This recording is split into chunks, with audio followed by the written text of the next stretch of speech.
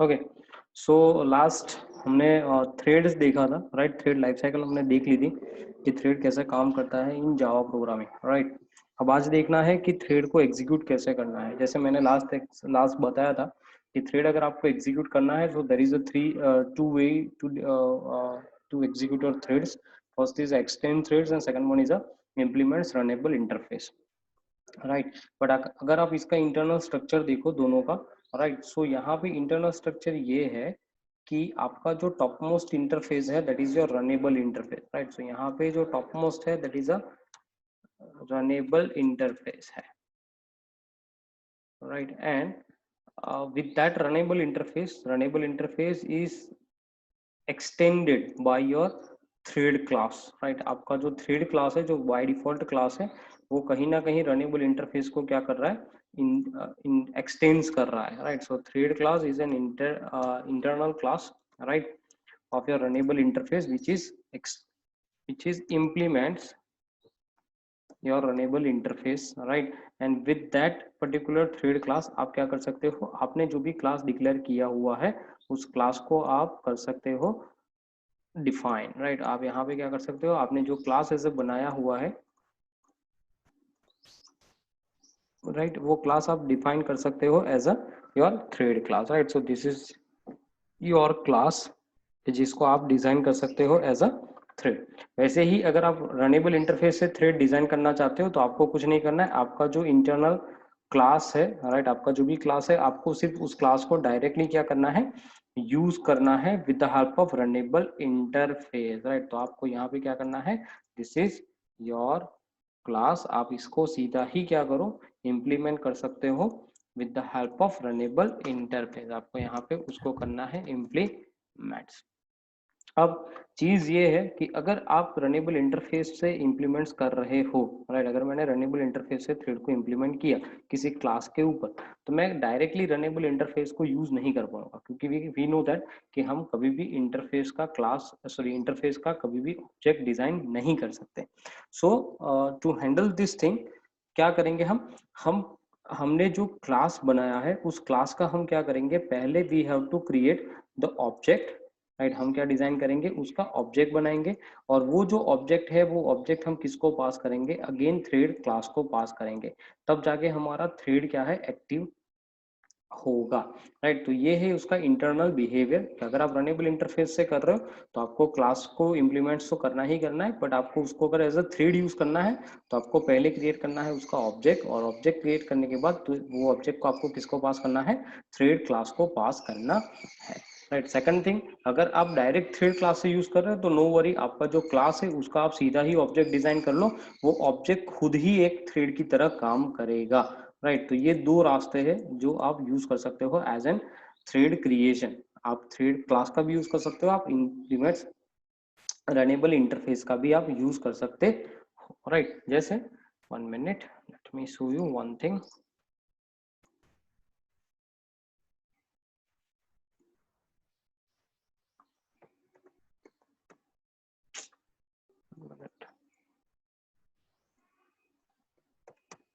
Okay, look here, यहाँ पे अगर मैं ऐसा लिखूं जावा स्पी Java dot lang dot thread, right, we just see the structure of the thread, right। 1 minute, so if you see properly here, right, 1 second, right, look here, यहाँ पे क्या है, this is a public class Java thread implements by Java runnable interface, right. तो आपका जो thread class है जिससे हम थ्रेड क्रिएट कर सकते हैं वो कहीं ना कहीं रनेबल इंटरफेस को ही क्या कर रहा है, कॉल कर रहा है, राइट। तो आपका टॉप मोस्ट यहाँ पे जो इंटरफेस है वो कौन सा है, रनेबल, और वो रनेबल इंटरफेस को कौन कॉल कर रहा है, थ्रेड कॉल कर रहा है। या तो आप थ्रेड डिक्लेयर करो with the help of thread class, या तो आप डिक्लेयर करो with the help of runnable, but runnable जो है वो इंटरनली कॉल होता है, थ्रेड क्लास पे ही कॉल होता है।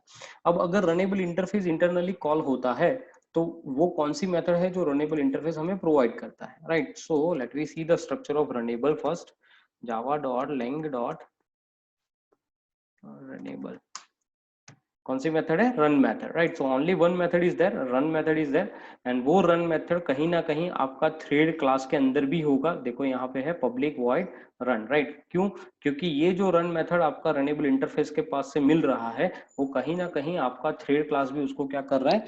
ओवरराइड कर रहा है। तब जाके आप उसको क्या कर सकते हो? यूज कर सकते हो। क्लियर यहाँ तक? कैसे बनाना है you don't know, don't worry, I just let you know. But यहाँ तक क्लियर कि थ्रेड क्या है, रनेबल इंटरफेस क्या है? Yes, sir. Okay fine. So okay, so now let me create one class and we try to execute that class with the help of thread, right? So let me save first.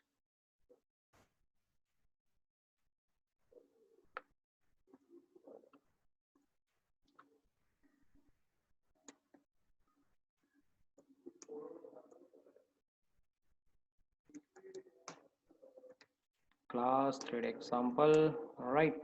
Now if you observe, right, अगर आपने properly observe किया कि नहीं किया I don't know, but if you properly observe, आप जो भी class बनाते हो, राइट, यहाँ पे अगर मैं बात करूं,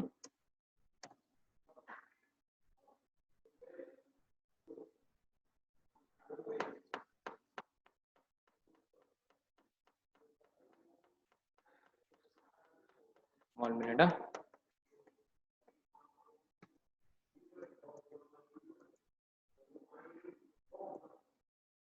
ओके, लेट मी चेक कि अभी कौन सा थ्रेड यहाँ पे एग्जीक्यूट हो रहा है, right, right, one minute.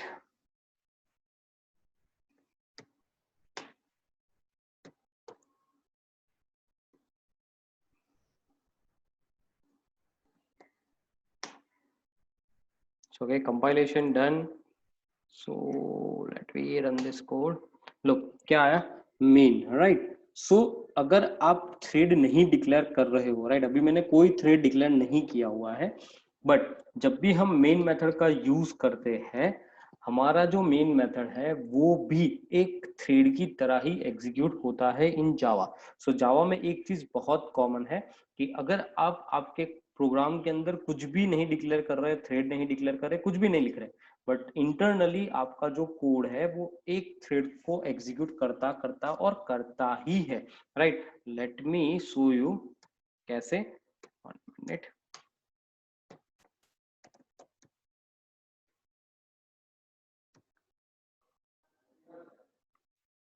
We know that कि this statement gives an error, right. अपने को पता ही है कि ये स्टेटमेंट क्या करेगा, अपने को एक्सेप्शन देगा। लुक, एक्सेप्शन दिया उसने, क्या दिया? Exception in thread, right. क्या लिखा हुआ है? थ्रेड। क्यों? अगर आप आपके प्रोग्राम के अंदर कोई थ्रेड नहीं डिक्लेयर कर रहे हो, मैंने सिर्फ मेन मेथड डिक्लेयर कर रखा है, तो मेन मेथड भी एज अ थ्रेड ही काम करता है, right. So make it very clear in your mind कि आपके प्रोग्राम में अगर आपने थ्रेड नहीं डिक्लेयर किया है, डोंट वरी, बट स्टिल हमारा जो मेन मेथड है वो वर्क करता है, एज अ थ्रेड ही काम करता है, right. So now this is about the system generated, right. ये जो जनरेट हो रहा है वो सिस्टम जनरेटेड थ्रेड हो रहा है, बट हम जो बात कर रहे हैं वो यूजर डिफाइंड थ्रेड्स की बात कर रहे हैं, right. So for that now first we see, right, first we see creating a thread by extends thread class, right. हम एक्सटेंड थ्रेड क्लास से ही उसको पहले डिक्लेयर करना देखते हैं, right. So first I have to create a class test extends and then you have to write here as a thread, right।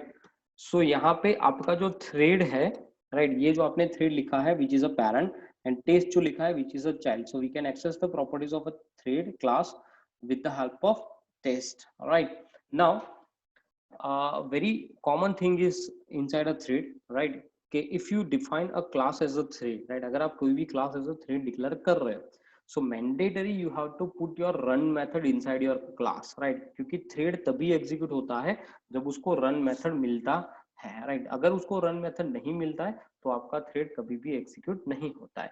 so make sure it very clear in your mind कि हमें यहाँ पे कौन सा method execute करना है, run method। so public void run and don't pass any argument, run method having a without argument method, right। तो आपको यहाँ पे कोई भी argument pass नहीं करना है, और now let me see one, I'll just put it one for loop, I equals to 0, I less than 5, I plus plus. Okay, and here we'll print one statement, system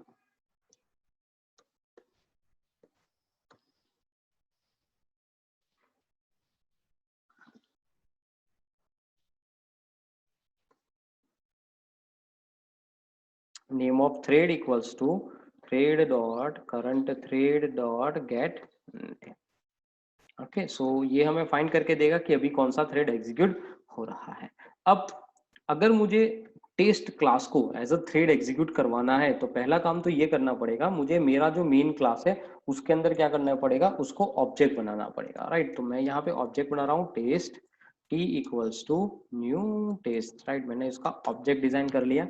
अब second काम क्या करना है कि अगर आपको आपका test class as a thread class चाहिए, राइट, तो आपको यहाँ पे जो मैंने लाइफ साइकिल बताया था आपको in a previous lecture, right, 1 minute, let me check, कब हुआ था हमारा लास्ट लेक्चर, 15th को हुआ था, कब हुआ था, ये तो पाइथन है, जावा, जावा, ओके ये रहा।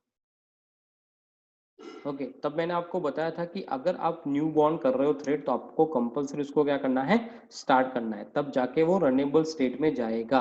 तो हम यहाँ पे क्या करेंगे, अगर मुझे थ्रेड को स्टार्ट करवाना है मीन्स उसको क्रिएट करके रनेबल में भेजना है, हमारा अभी थ्रेड क्लास कौन सा है, टेस्ट हमारा थ्रेड क्लास है। तो हम यहाँ पे क्या करेंगे, टी डॉट स्टार्ट, राइट, हमने यहाँ पे लिख दिया टी डॉट स्टार्ट, राइट। अब जैसे ही हम स्टार्ट करेंगे हमारा कंपाइलर क्या करेगा, लुक हमारा फ्लो कुछ इस तरीके से रहने वाला है। पहले वो जाएगा मेन के पास, मेन के अंदर जाके हमने डिक्लेयर किया है कौन सा T, sorry test T new test, right. तो हमने ऑब्जेक्ट क्रिएट किया, फिर हमने लिखा टी डॉट स्टार्ट। अब ये टी डॉट स्टार्ट है तो हमारा कंपाइलर पहले ये चेक करेगा कि आपका जो टेस्ट है वो एज अ थ्रेड डिक्लेयर्ड है कि नहीं है। तो वो पहले जाएगा सीधा टेस्ट के पास, चेक करेगा कि वो थ्रेड है कि नहीं है। अगर थ्रेड उसको मिला तो आपका कंपाइलर क्या करेगा कि वो चेक करेगा, अब वो ये चेक करेगा कि आपने जो टेस्ट क्लास डिक्लेयर किया है उसके अंदर आपने उस थ्रेड को रन मेथड दिया है कि नहीं दिया है। हम रन मेथड से उसको नहीं कॉल करेंगे, हम जैसे ही स्टार्ट करेंगे हमारा कंपाइलर का पॉइंटर है वो सीधा किसके पास जाएगा, रन के पास ही जाएगा।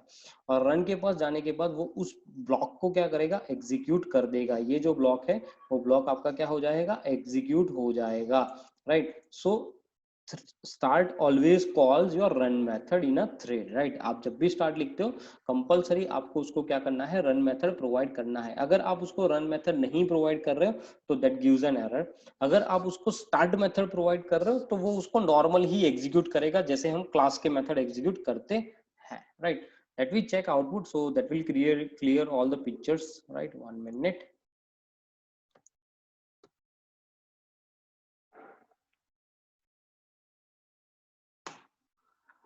Okay, compilation done. लुक क्या आया, thread zero, thread zero, thread zero, thread zero and thread zero, right. अब ये जीरो क्यों है, राइट, ये हमारा चाइल्ड थ्रेड ही कॉल हुआ, राइट। अगर आप देखोगे 1 minute, let me show you one more thing. हम यहाँ पे एक दूसरा फुल लूप भी डाल देते हैं, राइट। तो यहाँ पे अभी दो थ्रेड है मेरे प्रोग्राम के अंदर, एक हमारा मेन और दूसरा हमारा थ्रेड जीरो। देखो क्या आया, name of thread main, name of thread thread zero, name of thread main, name of thread thread zero. So हमें एक पूरा आउटपुट यहाँ पे मिल रहा है। सो यहाँ पे मेरे प्रोग्राम के अंदर दो थ्रेड्स है, राइट। अब अगर, राइट, इन फ्यूचर अगर मैं यहाँ पे नंबर ऑफ थ्रेड्स बढ़ाता हूँ, राइट, तो कंपाइलर क्या करेगा, अगर मैं उस थ्रेड को नाम अलोकेट नहीं कर रहा हूँ तो कंपाइलर अपने आप से उसको नेम इंडिकेट करता जाएगा। जैसे अभी उसने नाम कौन सा इंडिकेट करा है, थ्रेड जीरो। अगर नेक्स्ट थ्रेड आया तो थ्रेड वन, अगर नेक्स्ट थ्रेड आया थ्रेड टू, नेक्स्ट थ्रेड आया thread three, right. So with the help of numeric numbers it will identify your threads number name, right। so वो ऐसे ही उसका काम करता जाएगा। जैसे अगर हम एक थ्रेड और बढ़ाए यहाँ पे हमारी सिस्टम के अंदर, if we increase one thread, right, 1 minute, let me create, okay, t1 dot start, right। so now check, देखो आया thread zero, thread one main, thread one zero zero zero one one one main main main main, right. तो यहाँ पे अभी 2 thread है, thread 0 है and thread 1 है, plus हमारा एक मेन थ्रेड है जो पूरे थ्रेड शेड्यूलर को क्या करता है, कॉल करता है। क्लियर? क्लियर यहाँ तक कि कोई डाउट है?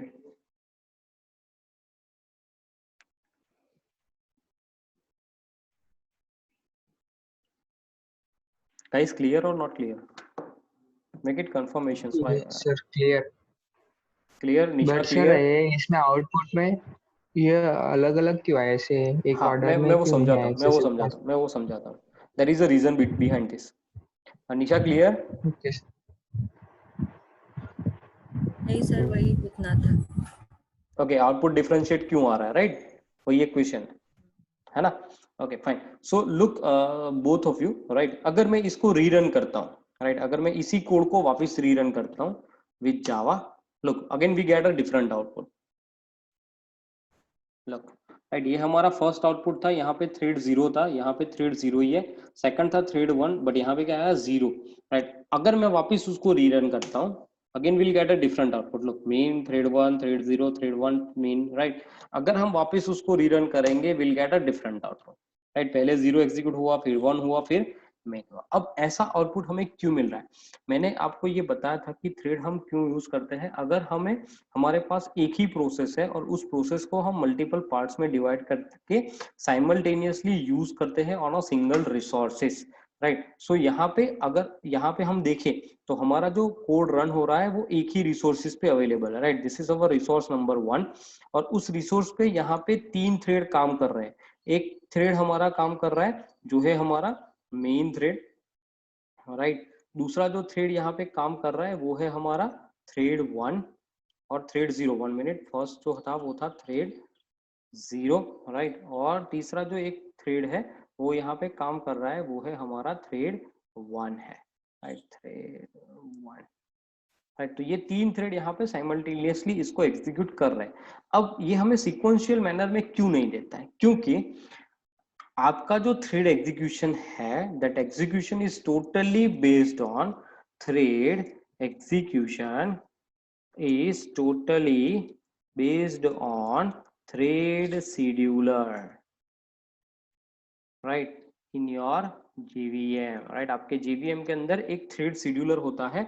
उस थ्रेड शेड्यूलर के ऊपर आपका जो एग्जीक्यूशन फ्लो है वो टोटली डिपेंड्स रहता है, राइट। और ये जो थ्रेड शेड्यूलर है वो कहीं ना कहीं कम्युनिकेट करता है आपकी ऑपरेटिंग सिस्टम के शेड्यूलर को, राइट। क्योंकि हम प्रोग्राम रन करते हैं, वो प्रोग्राम रन करने के लिए रिसोर्सेज हमें कौन देता है? हमें ऑपरेटिंग सिस्टम ही देता है, right. So that state thread scheduler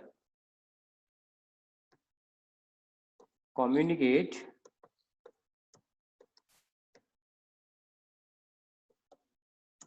with OS and based on context switching concept, this execution happen, right. कि आपका जो थ्रेड शेड्यूलर है वो कहीं ना कहीं आपके ओएस को कम्युनिकेट करता है। और ओएस हमें पता ही है कि ऑपरेटिंग सिस्टम की अगर मैं बात करूं तो पूरा ऑपरेटिंग सिस्टम जो है वो कॉन्टेक्स्ट स्विचिंग पे काम करता है, राइट। कॉन्टेक्स्ट स्विचिंग मींस जैसे जैसे रिसोर्सेज फ्री होते जाएंगे वैसे वैसे वो प्रोसेसेस को अलोकेट होते जाएंगे, उसको हम बोलते हैं कॉन्टेक्स्ट स्विचिंग बोलते हैं, राइट। सो उसी मैनर पे ये काम करता है, राइट। इसीलिए हमें आउटपुट जो है वो हमारा एक्सपेक्टेड आउटपुट नहीं मिलता है। अगर कोई बंदा आपको ऐसा बोले कि you have to identify your thread output, we can't we can't justify, right, because we don't know what kind of output we get after completion of our program, right। वो हमें नहीं पता चलता है क्योंकि थ्रेड जो है वो पूरा एग्जीक्यूशन करता है based on JVM thread scheduler करता है। और कहीं ना कहीं हमें वो, कहीं ना कहीं हम उसको इंटरेक्ट नहीं कर सकते क्योंकि जो हमारा ऑपरेटिंग सिस्टम है वो पूरा कॉन्टेक्स्ट स्विचिंग बेस है, राइट। अगर आपको ऐसा लगे कि नहीं sir but still I want to give the answer of this particular scheduling, right, मुझे देना ही देना है, so for that you have to use Solaris OS, right. अब Solaris OS जो है वो कौन सा है? Solaris is one kind of operating system which is developed by Oracle, right, जो अभी जावा को हैंडल करता ही है, उसी ने ये डेवलप किया हुआ है। अब सोलारिस सिस्टम में बेनिफिट क्या है कि यहाँ वहां पे थ्रेड शेड्यूलर जैसा कुछ कॉन्सेप्ट है ही नहीं, राइट। अगर वहां पे थ्रेड शेड्यूलर कॉन्सेप्ट ही नहीं है तो आपका जो थ्रेड है वो सिक्वेंशियल मैनर में एग्जीक्यूट होगा, means first come first serve. Means पहला कौन सा थ्रेड कॉल हुआ, मेन, फिर दूसरा कौन सा कॉल हुआ, 0, फिर तीसरा कौन सा कॉल हुआ, 1। तो पहले मेन का ही एग्जीक्यूशन होगा, उसके बाद 0 का ही होगा, उसके बाद 1 का ही एग्जीक्यूशन होगा, राइट। तो सोलारिस ऑपरेटिंग सिस्टम एक ही ऐसा ऑपरेटिंग सिस्टम है जहां पे आप थ्रेड के आउटपुट को प्रिडिक्ट कर सकते हैं, right. All other application is based on this context switching concept, तो वहां पे आप कभी भी उसको प्रिडिक्ट नहीं कर सकते, right. Each and every time you get a different output, right. So ये उसका एक चैलेंजिंग टास्क है ऑफ द थ्रेड्स, हाँ, but we can handle this flow, right. हम उसके फ्लो को हैंडल कर सकते हैं in our normal operating system also, right. For that we have to do some methods call, right, and उसके साथ हम उसको क्या कर सकते हैं, आइडेंटिफाई कर सकते हैं। क्लियर अभी दिमाग में कि डिफरेंस क्यों आ रहा है? Yes sir. Yes sir. हाँ शैलेश, या शैलेश एनी कुछ डाउट? नहीं। No no. Okay okay, done done.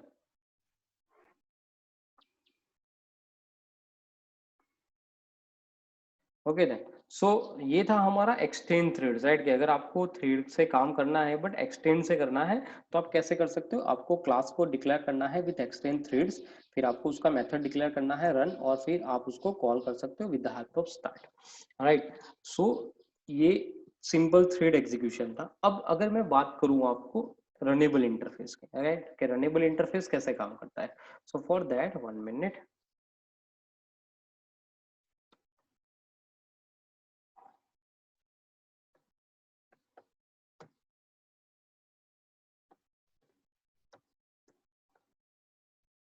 okay, so here what we have to do, class test, again we'll take a test, implements, because runnable is an interface, so implement runnable, right। so हम यहाँ पे use कर रहे हैं runnable को implements करने का।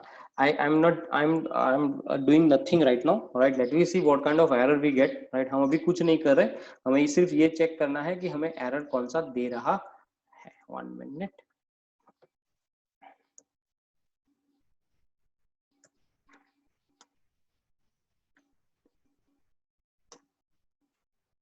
look, we get an error, right, test is not an abstract and does not override abstract method of run in runnable।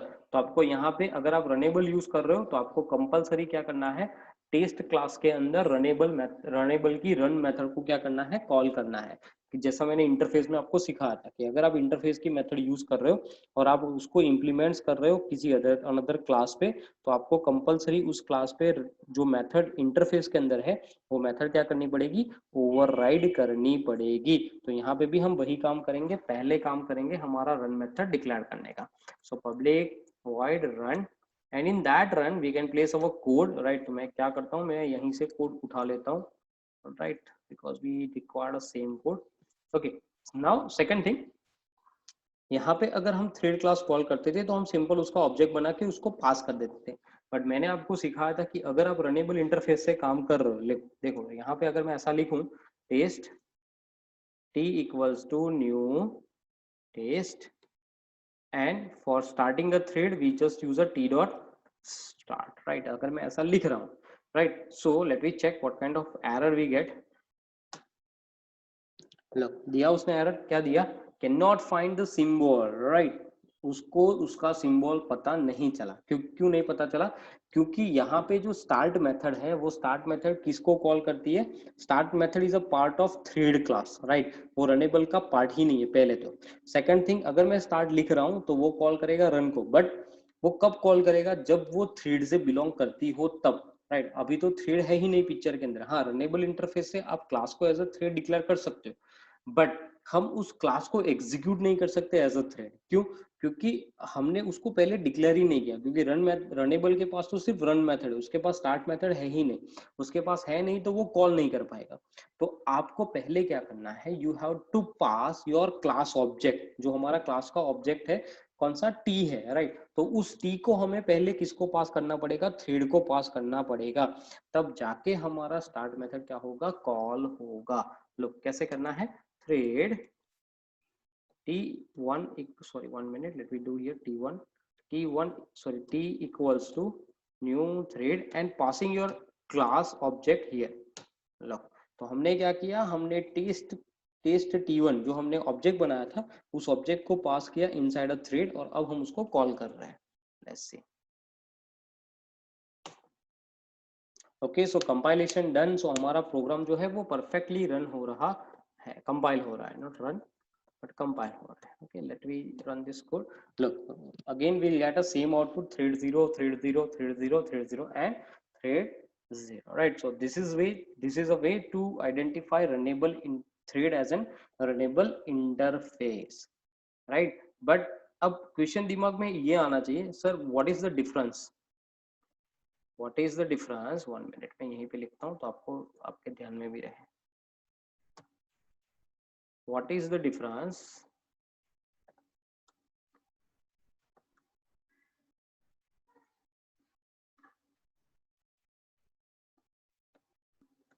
between what is the difference to create thread with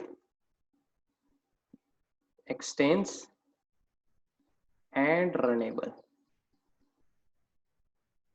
right? Difference क्या है, right? तो पहला answer ये है कि if you create thread with thread class compulsory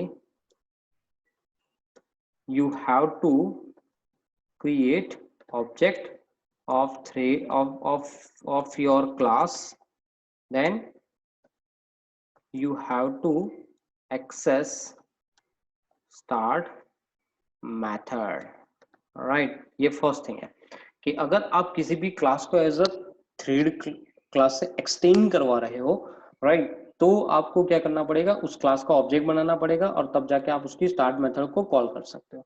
second thing is if you required more than one thread, then you have to create compulsory more class object, right?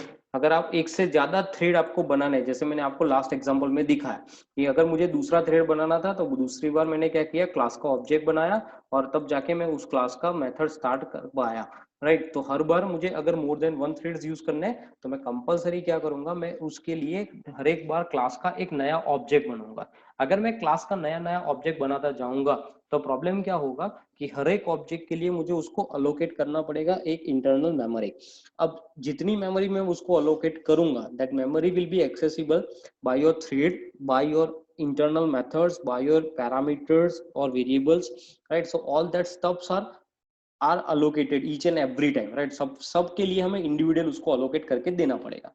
But if we do with the help of runnable interface, right, तो पहला काम क्या करना पड़ेगा, right? Yes, runnable interface से थोड़ा lengthy हो जाता है, but it's better. Why? Let me give you idea, right? If we create with runnable interface, then we have to create single instance of the class, right? हमें क्या करना पड़ेगा, हमें क्लास का सिर्फ सिंगल इंस्टेंस ही रिक्वायर्ड है, right? अगर मैंने यहाँ पे टेस्ट t1 किया, अब इन फ्यूचर मुझे रिक्वायरमेंट हुआ कि मुझे दूसरा थ्रेड चाहिए, तो मैं क्या करूंगा, मैं कुछ नहीं करूंगा, मैं सिर्फ थ्रेड का ही कॉल करूंगा. Thread t1 minute t2 equals to new thread, right, and I just pass t1 here, right? So मैं यहाँ पे क्या कर दूंगा, t1 को पास कर दूंगा, t2 dot start, right? And now we'll run this code. Look, okay, so we'll get again a same output 01 01 01, right? So अगर मैं रनेबल इंटरफेस से काम कर रहा हूँ तो मैं सिंगल इंस्टेंस को ही बार बार क्या कर रहा हूँ, यूज कर रहा हूँ. So no need to require to define a more memory to our class properties, right? Class के लिए हमें डिफरेंट मेमोरीज एलोकेट करने की जरूरत नहीं है, right? So this is a minor difference, but it's a very helpful difference in point of view to memory. In context of the memory, runnable interface is the best, right, rather than a thread extend class, right? Second thing, we already know that कि अगर मैं किसी भी class को implements कर रहा हूँ, right, on my current class, तो मैं उसके साथ दूसरे किसी क्लास को भी यूज कर सकता हूँ, बट अगर मैं थ्रेड क्लास को एक्सटेंड कर रहा हूँ तो मैं किसी क्लास को एक्सटेंड नहीं कर पाऊंगा, राइट? तो again that is a limitation of the thread, right? We can't use another class as parent with thread extends, right? But in implements we can extend the another class, right? We can extend another class. So runnable interface से हम किसी और class को extend भी कर सकते हैं जो हम उसमें नहीं कर सकते, राइट? थ्रेड क्लास में नहीं कर सकते. Clear guys? Clear? Yes, sir. Yeah, you have any doubt? If you have a doubt, you can tell me, right? So I'll just recall and then we'll start moving forward.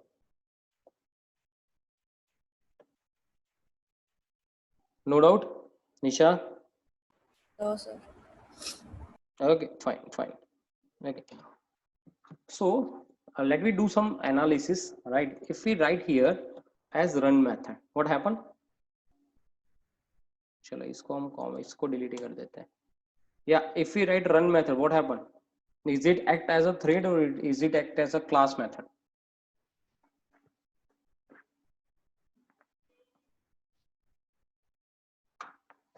अगर मैं इसको run से ही लिख दूं सीधा, तो वो as a behave करेगा क्लास मेथड या एज अ बिहेव करेगा थ्रेड मेथड?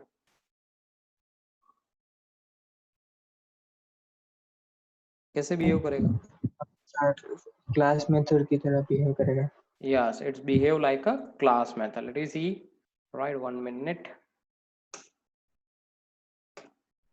देखो, every time we'll get a main thread, right? So वो काम करता है as a single thread. जो आपका main thread कॉल कर रहा है उसी के हिसाब से वो काम करेगा, right? As a class method ही उसने काम किया. If we write here a start and if we write here a start also, in that case what happen?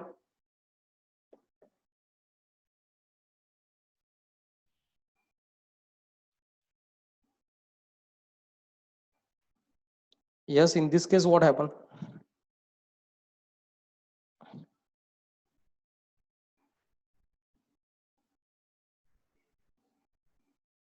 Behave like a class or behave like a thread?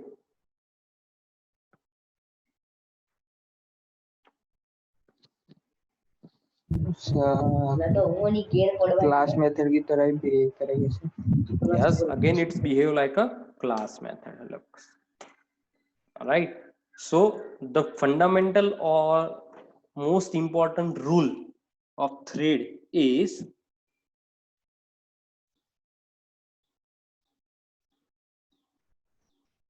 most important rule of thread is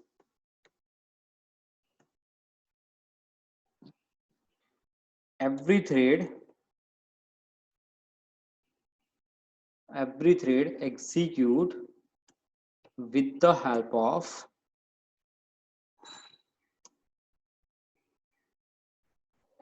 start follows by run method, right? So every thread execute with the help of start follows by run method. तो अगर आप thread बना रहे हो compulsory आपको start method लिखना ही लिखना है, और अगर आप स्टार्ट लिख रहे हो तो वो किसको फॉलो करेगा? रन मेथड को ही फॉलो करेगा, तब जाके आपका थ्रेड जो है वो एग्जीक्यूट होगा, अदरवाइज आपका थ्रेड जो है वो एग्जीक्यूट नहीं हो पाएगा. Clear? Clear guys? Yes, sir. Yes, sir. Okay, fine. Okay, so now we'll just move to the methods, right? Which is important methods of the threads, right? The first method is a join method, right? first method is a join method.